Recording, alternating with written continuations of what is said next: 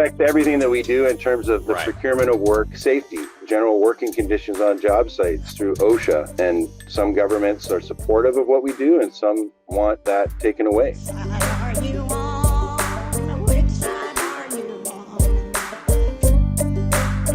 Appreciate you taking the time to talk to us this morning. I know that you're a very busy person, so really do appreciate you taking the time. No, it's my pleasure. So, let's start with, just before we get into, some of the political stuff. I'm interested first in kind of your biography as a unionist. Can you talk about how you got into the union and why you think it's, you've kind of more or less devoted your life to it. Why is that something that you've decided to do? So, yeah, my story started early. My dad's an iron worker, and he was the one who basically brought me into the trade, which I knew nothing about when I was a 16-year-old. And he basically said, hey, you're coming to work with me this summer. So I got started with an apprenticeship through my own local in 721 in Toronto. Completed that apprenticeship and put myself through college. And at the end of it, chose this trade because two things: the work and the people. There's nobody on the planet who's got as much character and drive as an iron worker. So working with those kind of people is really, really just something that drew me to the trade, as well as the work itself. There's really nothing that really compares to, working up in the air and building North America and doing our trade. You don't need to have any gym membership or anything, but it's fantastic work, rewarding. You can take it pretty much anywhere you want across both countries, and earn a living. So that got me, through to about 7 or 8 years into the trade. And then I had an opportunity to teach the trade at the local union. So that was my introduction to the whole other side of the union hall, being inside as a trainer. And it kind of opened my eyes to the representational side, which I ended up getting some opportunities to participate in ultimately at the local union, and then now as an international representative. So, but it's a lifelong passion. Both as a trades worker, being an iron worker, and then representing all the people that we have across both countries. So, Right. And what do iron workers do? Like, what is some of the work that you performed and that your members perform now? I like to tell everybody that asks that question, usually they confuse us with steel workers. I'm like, no, they make steel. Iron workers build North America. So that's it in a nutshell. We are one of 14 building trades that organize probably 3 or 4 different trades within our union.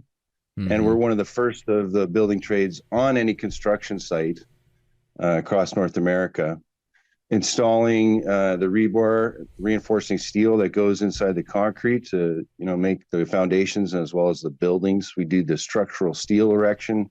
When you see a stick frame building coming up above the skyline and the people that are on it installing it with the cranes, that's us.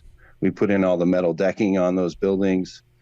We do architectural and ornamental parts of those buildings and other installations for the stairs and the rails and all the curtain wall that skins the building. We do fence erection. We put in overhead doors and dock levelers. We do industrial machinery and equipment installation in car plants and other places. Do heavy rigging of all that sort of thing, bridge construction, and like many trades, we do a lot of welding that goes with everything that we do with the steel and rebar that we put in. So that's kind of it in a nutshell. I did a bunch of that work. The only thing I really didn't do was the curtain wall components of it and rebar, but I worked pretty much across all the rest of the trades when I did my apprenticeship, and then worked as a journeyman across Canada. And so, we wanted to talk to you about the endorsement and the choice that your union made in the United States presidential election. But, talking about the work that your members do, it reminded me of the kind of question before that question is, should you even make an endorsement, right? There are gonna be people that think that, why don't you just focus on the work that your members do, making sure that they're trained properly, making sure that they're represented, that the employers are held accountable and all that kind of stuff. So even before we get to the question of like, who did you endorse and why, maybe it's worth kind of spending a little bit of time on Why endorse at all? Well, the endorsement, we'll get to the endorsement that we came up with, but picking politics, it matters to us in terms of how organized labor is looked at through the locus of the executive branch, through Congress and through the Senate and through municipalities and state governments. They all have a play in various ways, shapes, and forms by creating legislation that can either hamper or assist organized labor in its kind of common continuing struggle. And so we endorse based on the fact that there are, both Republicans and Democrats who engage in bringing up labor versus, putting down labor in terms of how they look at the world and the legislation they come up with. And so we want on every level of government to have some sort of a buy-in by our membership to support people who are going to build up organized labor. So because it affects everything that we do in terms of the procurement of work, making infrastructure happen, that sort of thing, but as well the standards on a state level and on a federal level that affect safety, that affect general working conditions on job sites through OSHA, that affect apprenticeship standards and the ability for us to continue to train our people. And some governments are supportive of what we do and some want that taken away. So we have to have our toe in the water on politics as we move through all these things. So right. So we did endorse. Hey, 5 seconds. Just wanted to say that this is only possible because of our donors. If you want to see more of this, then consider donating yourself at tvlr.fm/donate. Yes, and that's a good point to bring up, because there really is a lot of that, and depending on who it comes from, I'm sure that there are some members that have that kind of opinion sincerely, but then there are also people like in the media who are really more or less just telling us to shut up and dribble, right? That we need to stay in our lane, and really, if you conceptualize of unions as I do, as the organizations of working people and working class power, then it really does make obvious sense that unions are going to engage in the political process, because unions are not just these really, really narrow kind of institutions only concerned with, exactly what the health insurance premiums are and the split between the employer and the member on pension contributions and everything. I think we should be organizations for working class empowerment, and so you can't just kind of cede the political ground. So with that out of the way, then the Ironworkers International Union did make the decision to endorse Kamala Harris for president, Kamala Harris and Tim Walz over Donald Trump and J.D. Vance. Why did they do that?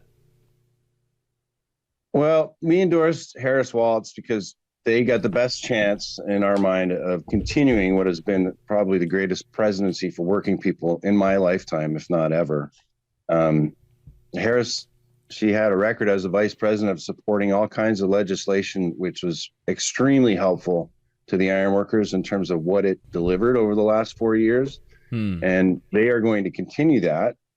But some of the things that, just to bring note of what affects us on the job in terms of some of the jobs that we are currently working on and some of the things that happened over the last 4 years, they put through the bipartisan infrastructure law, which is roughly $1.3 trillion to basically have a renaissance and rebuilding America in terms of the roads, the bridges, the ports, rail lines, and an energy renaissance. So we'll have a part in all that with our trade as we work forward. And, Trump has stated that some of those things are going to go by the wayside. The thing, there's left on the table that are not started. So that's stuff that we are currently on and are going to continue to be on as that the tail of that whole law comes through and everything gets engaged. She also supported, and I think was the deciding vote on the American Rescue Plan. That particular legislation did a lot of things, but one thing that a lot of people probably don't know about is it had pension support in there for some of our pensions that were in distress. And members, after working a lifetime, could potentially have had their pensions basically reset for pennies on the dollar. So a lot of pension relief was given there in that particular bill, which saved the pensions for millions of working people, and a lot of, like, 3 or 4 of our local unions benefited from that. They also signed the Chips and Science Act, and that is one of the particular items where it's just delivering like hundreds of jobs, and thousands of our members are working on those in that manufacturing, home shoring across the United States. There's some that are like multi-generation, where people are going to start working on these jobs and potentially be there for the rest of their career. Like, they're 25-year long jobs for $20 billion, where somebody at a chip plant in Columbus could potentially start and finish their career on those jobs. So those are amazing things that have come out of that, or the last 4 years, that we want to see continue. And in addition, they've basically, across the National Labor Relations Board, they've strengthened that in terms of the people that are there to help organize labor, get organized. They've strengthened apprenticeship standards by including them in a lot of the the PLA Act language that's coming out,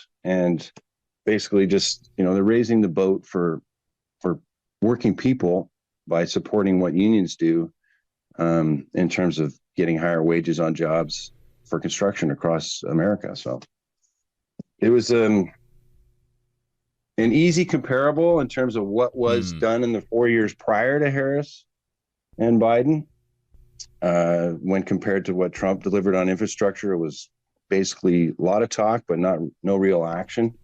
The Trump term also went out of its way to, not a full frontal attack on organized labor, but there are some nuanced things that happened that basically were not friendly to organized labor, in terms of canceling the credit that we had for our union dues. That's a minor thing, but there was also an executive order signed in 2017 under the Trump administration that basically tried to dismantle what we had done for 75 years in terms of establishing our apprenticeship programs across America for the union building trades, in the IRAPS executive order, which we pushed back on and defeated. But those weren't friendly things for organized labor and everything that we were trying to do to both train our members and continue what we were doing across the country. So, there were something like a couple dozen infrastructure weeks under the Trump administration,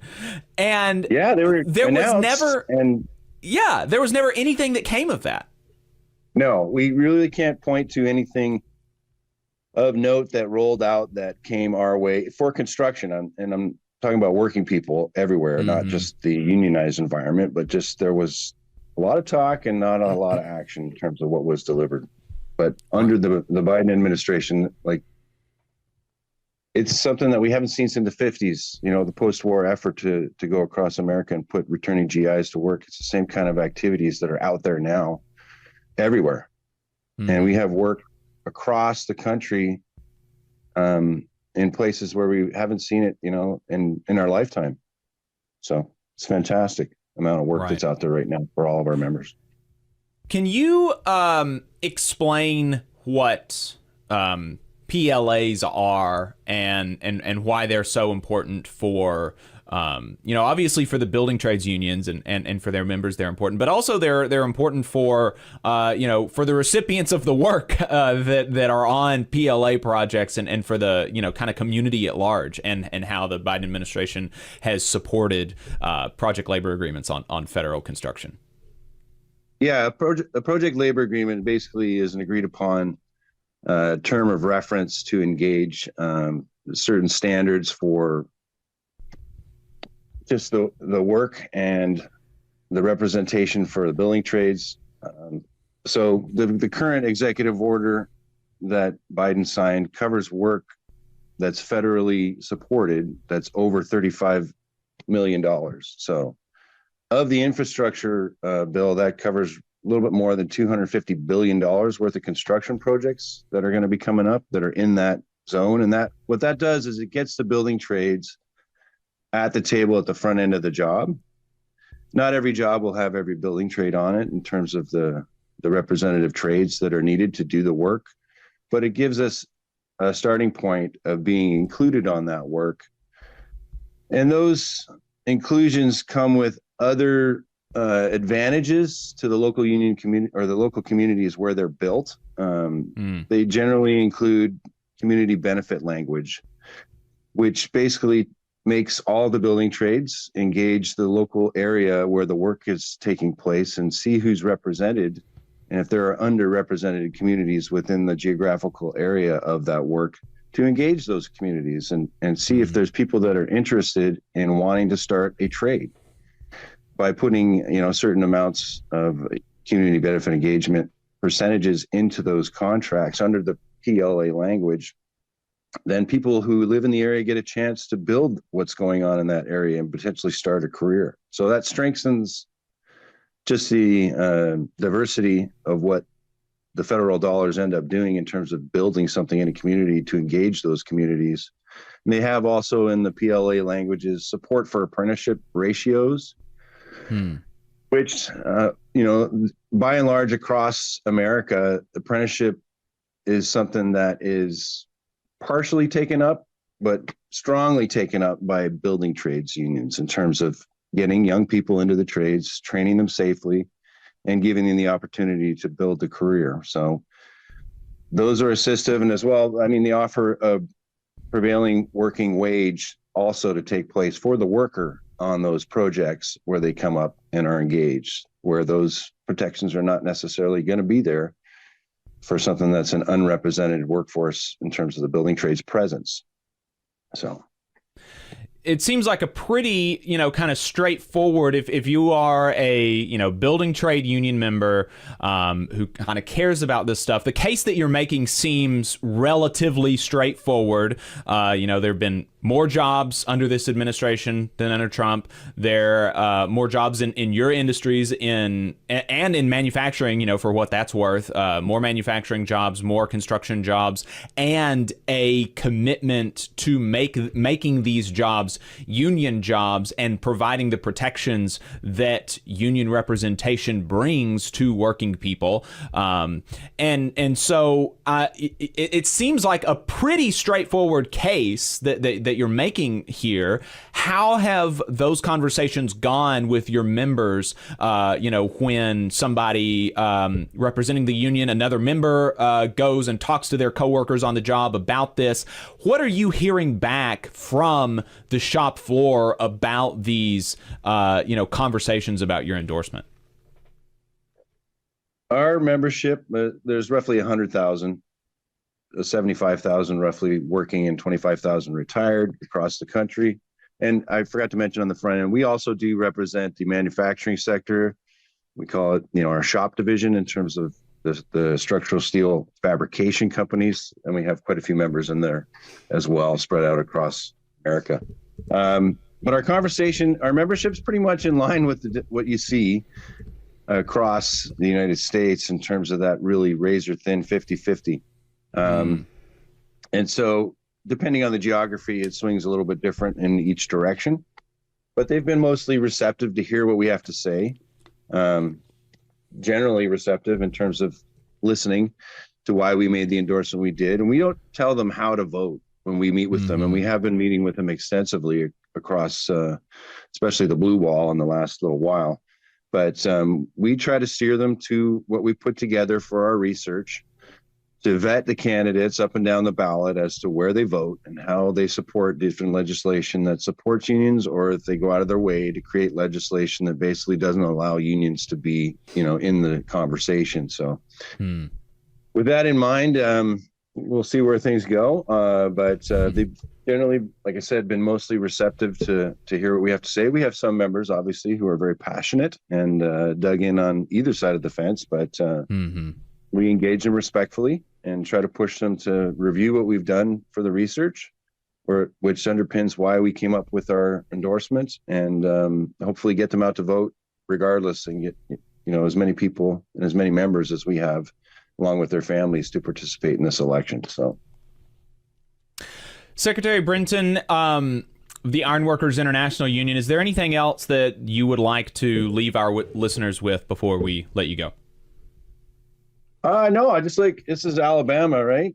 Yes. Alabama, Kentucky, and Louisiana, actually. Wow, that's a bigger draw than I have prepared for. But we do have 3 local unions in Alabama. I'd like to shout out Local 92 in Birmingham, Local 798 in Mobile, and Local 477 in Sheffield. If anybody's listening, thanks for all you do. Don't forget to get out and vote on the 5th if you haven't voted already. But yeah, we're looking forward to getting some continuance on what we've had for the last 4 years in terms of just this entire renaissance for what we do for a living being part and parcel of our governments and moving forward with that. So. Appreciate that. Big fans of Local 477 here. Talk to those guys all the time. So, you know Jeb Miles? I do. I know Jeb. I know Eddie. I know Barry. I know Otis. I know the whole crew over there. Yeah, they're great. They're great. I wasn't sure where you were located geographically within Alabama, but that's great to hear that they're friends of yours. So. Absolutely. Yeah. We're up here in Huntsville, North Alabama, and we're part of the same labor council, and so we talk relatively regularly. So General Secretary Kevin Bryenton from the Ironworkers International Union, thank you so much for your time. I appreciate it, and look forward to talking to you again. Thank you, and have a great day. You just saw a clip from the Valley Labor Report. We are live every Saturday morning from 9:30 a.m. till 12:30 p.m. And we pride ourselves on keeping all of our content free to everybody so that we can talk to as many working folks as possible. If you support the work that we're doing, you think that it's important, you think that it's good, then consider making a monthly contribution to the project, and you can do that on our website, tvlr.fm.